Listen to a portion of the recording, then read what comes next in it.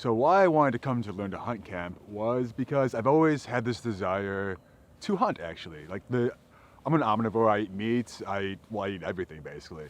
But it felt like relying on the industrial farm system to provide food for me seemed wrong for everything. I felt like I needed to harvest and process my own game. My dad was a cop, always had guns around, but he didn't like hunting.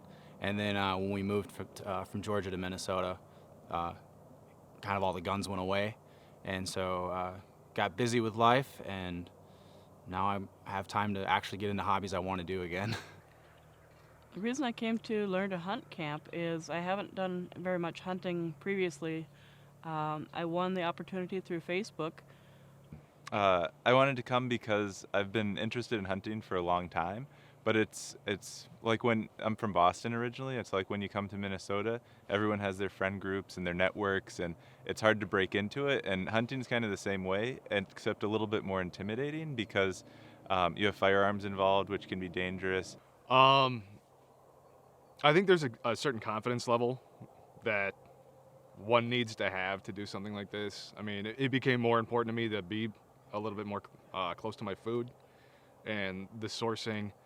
I never had the community growing up, and I had this idea like self-reliance is important.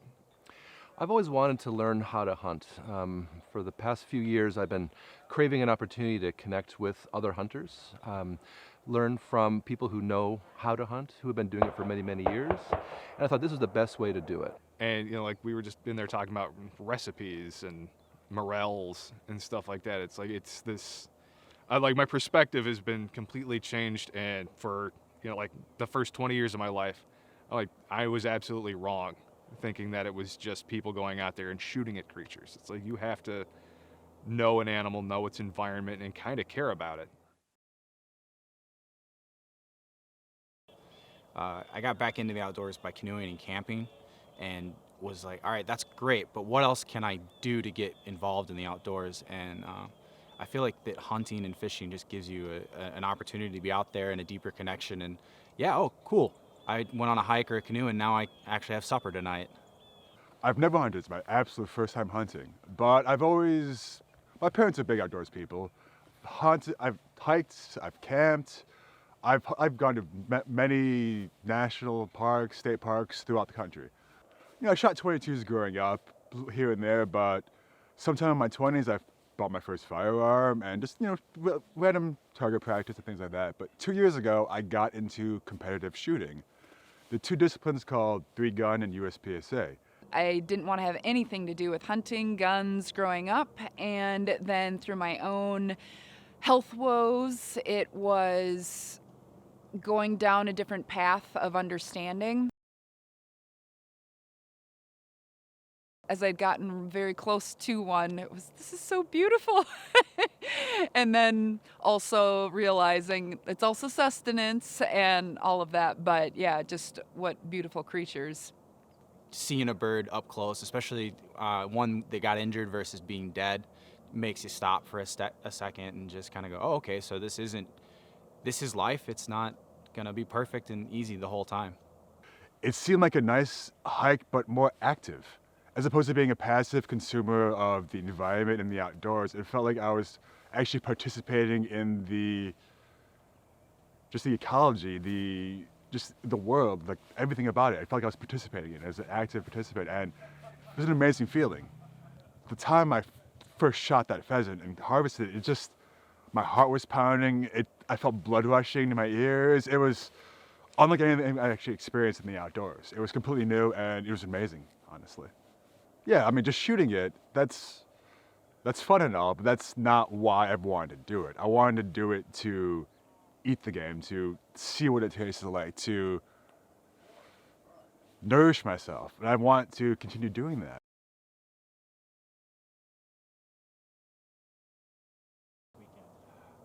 What I've enjoyed most is the camaraderie, getting to know people, getting the tips and advice, and just having conversations of like, after this, like, we got to go hunt again, and knowing that there's a community to support every one of us has been absolutely amazing. My favorite thing of the weekend is just the camaraderie of everyone here.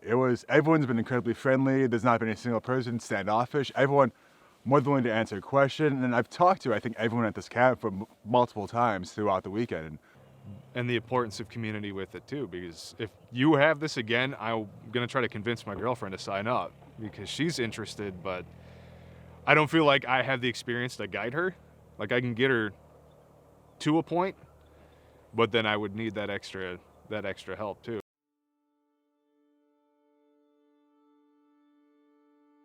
Yes, it was the first time mentoring for me. What did you think?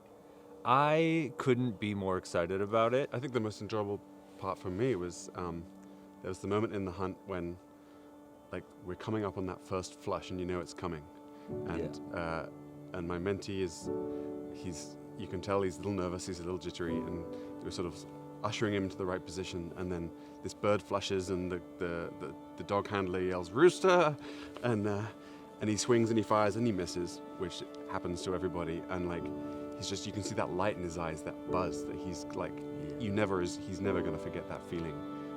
The campfire stories were awesome. Yeah. The camaraderie was great. But for me, the most enjoyable thing was seeing guys that had never hunted before in their entire lives. My mentee had never taken a wild animal, had never gone out hunting. He'd had some experience with guns and firearms, so that was great, speaking to your point that he was very competent and safe with a gun, but had never gone out and never hunted anything. So when we got out into the field and we're both working behind this dog, there was just this sense of anticipation, like we know the birds are out here. We know that this could all come together. All of the elements of this are right. And so then when it did and he harvested his first animal ever, the excitement, I mean, we were cheering, yes, screaming out loud, and he was so joyous, his heart's pumping. I mean, he's just into this. To take it from first experience ever, then to plucking the bird, preparing the bird, eating the bird, that complete picture. And there was so much conversation about, getting back to your roots in terms of food sources. How do we go through our lives being aware and conscious of the things that we're eating, and that bigger picture of like being connected to our food sources. And that was the most enjoyable part of this weekend for me, was seeing these guys go from where they wanted to be, getting themselves put into a program that helps them get there and gives them the skills necessary then to take it into the world and go do it themselves, and seeing that joyous experience of having been successful at it.